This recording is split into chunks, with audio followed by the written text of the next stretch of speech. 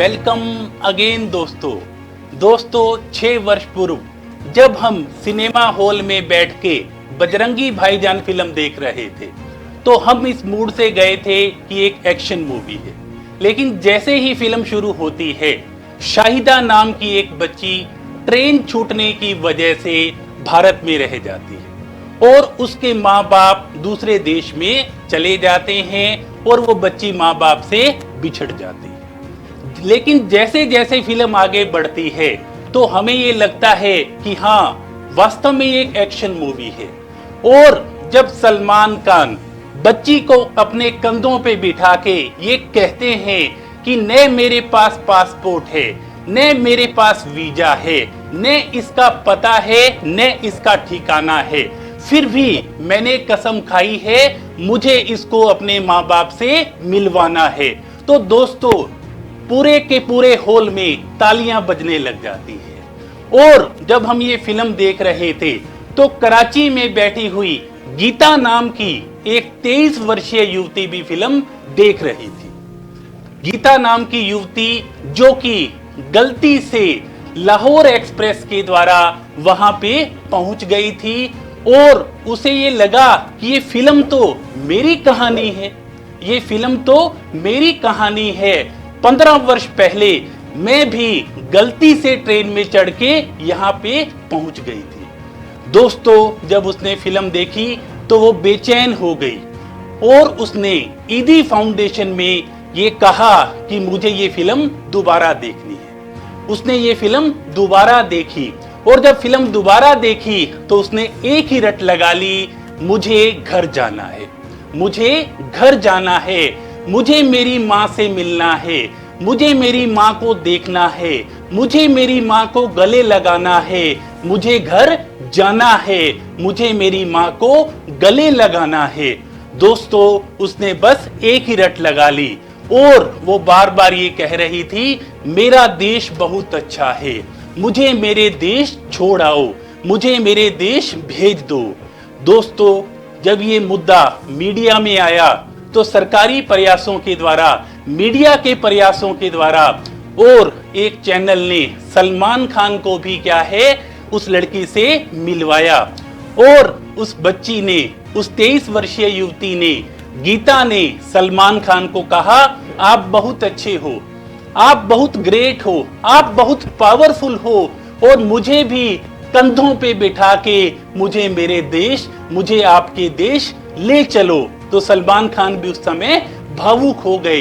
और दोस्तों सरकारी प्रयासों के द्वारा, मीडिया के प्रयासों के द्वारा उस बच्ची को, उस युवती को आज से 5 वर्ष पूर्व इंडिया में लाया गया। लेकिन पिछले 5 वर्षों से वो लड़की, वो युवती बेचैन है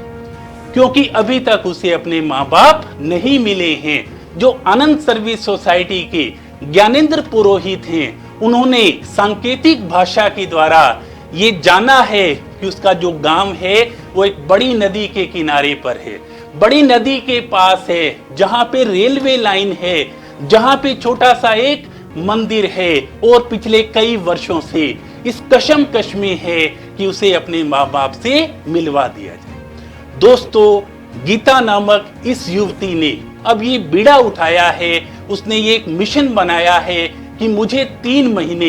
महाराष्ट्र में रहना है, क्योंकि जो वो सांकेतिक भाषा बता रही है उस भाषा के अनुसार उसका घर महाराष्ट्र, तेलंगाना या वहां पे कहीं हो सकता है। तो दोस्तों जब हमने मूवी देखी थी तो मूवी में हमने ये देखा कि किस तरह सलमान खान लाठियां खाते हैं, गोलियां खाते हैं और गालियां खाते हैं, फिर भी वो अपनी जो शाहिदा उर्फ मुन्नी है उसे उसके घर पे पहुंचा के आते हैं। दोस्तों सबसे पहले तो हम ईदी फाउंडेशन के शुक्रगुजार हैं जिन्होंने हिंदुस्तान की बेटी को अपने वहां पे 15 वर्ष तक रखा, जिन्होंने मोहब्बत, भाईचारे और इंसानियत का एक पैगाम दिया। और दोस्तों जब हमने बजरंगी भाईजान फिल्म खत्म होने वाली थी, जब सलमान खान वापस अपने घर आ रहे होते हैं तो वहां के सैनिकों ने अपनी अंतरात्मा के द्वारा उन्होंने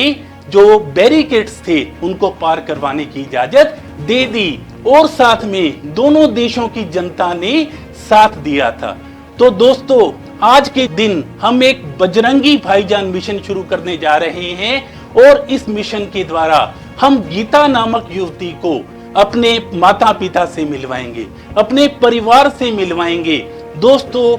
आज हम ये संकल्प ले रहे हैं क्योंकि गीता ने 3 महीने महाराष्ट्र में रहने का फैसला किया है। तो दोस्तों, आज से हम इस बजरंगी भाईजान मिशन को शुरू करने जा रहे हैं और इस मिशन के अंतर्गत इस मैसेज को इतना ज्यादा हम फैलाएंगे कि उसके जो माता पिता है, उसके जो परिवार के सदस्य हैं, वहां तक हम ये मैसेज पहुंचाएंगे और अपनी अंतरात्मा के द्वारा हम हिंदुस्तान की बेटी को अपने माँ बाप से मिलवाएंगे। क्योंकि गीता ने वहां पे रहते हुए ये कहा था, हमारा देश बहुत अच्छा है, हमारे देश के लोग बहुत अच्छे हैं, तो हमने उस अच्छाई को साबित करना है। और दोस्तों, आज से हमने मिशन बजरंगी भाईजान शुरू करना है और उसके लिए आप सभी को शुभकामनाएं, क्योंकि आप सभी का जब साथ होगा तभी हम मिशन बजरंगी भाईजान में कामयाब होंगे और गीता को उसके घर पे लौटाएंगे। इन्हीं शुभकामनाओं के साथ थैंक यू सो मच।